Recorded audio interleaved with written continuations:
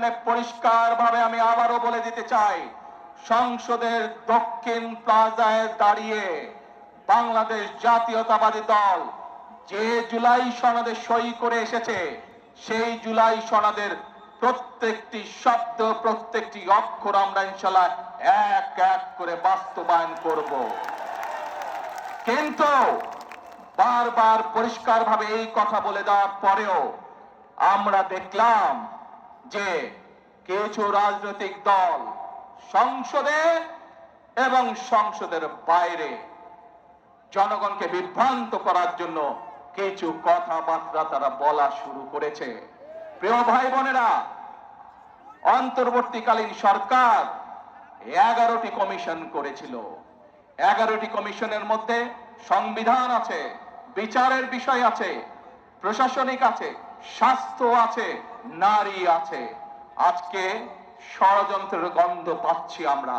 খেয়াল করে দেখবেন, যারা এই সংস্কার করে যারা জনগণকে বিভ্রান্ত করতে যাচ্ছে, জুলাই সনদের সম্পর্কে বিভ্রান্ত করতে চাচ্ছে, তারা কিন্তু নারীর স্বাধীনতা অথবা নারীর উন্নয়ন নিয়ে কোনো কথা বলে না। তারা ওষুধের বাংলাদেশের মানুষের চিকিৎসার জন্য যে চিকিৎসা কমিশন করা হয়েছিল, বাংলাদেশের মানুষ যাতে ওষুধ সহজে পেতে পারে, চিকিৎসা সহজে পেতে পারবে, সেইটির ব্যাপারে তারা কোনো কথা বলে না। কিভাবে প্রশাসনকে ঠিক করতে হবে সেইটির কথা তারা বলে না। কিভাবে আইন শৃঙ্খলা ঠিক করতে হবে সেইটির কথা তারা বলে না। তারা শুধু সংবিধান এই বিষয়ে কথা বলে। প্রিয় ভাই বোনেরা, দেখেন তারা কিভাবে বিভ্রান্ত করছে। নির্বাচনের সময় আমি আপনাদের বলেছিলাম যে কিভাবে তারা বিভ্রান্ত করছে। এই গুপ্ত বিভ্রান্তকারীরা আবারও এখন এই বিভ্রান্তের কাজ শুরু করেছে। তারা দুদিন আগের ঘটনা, এই গতকালকের ঘটনা, ময়মনসিংহের ওদিকে একটি জেলায় একটি ব্যক্তিগত তুচ্ছ ঘটনা ঘটেছে।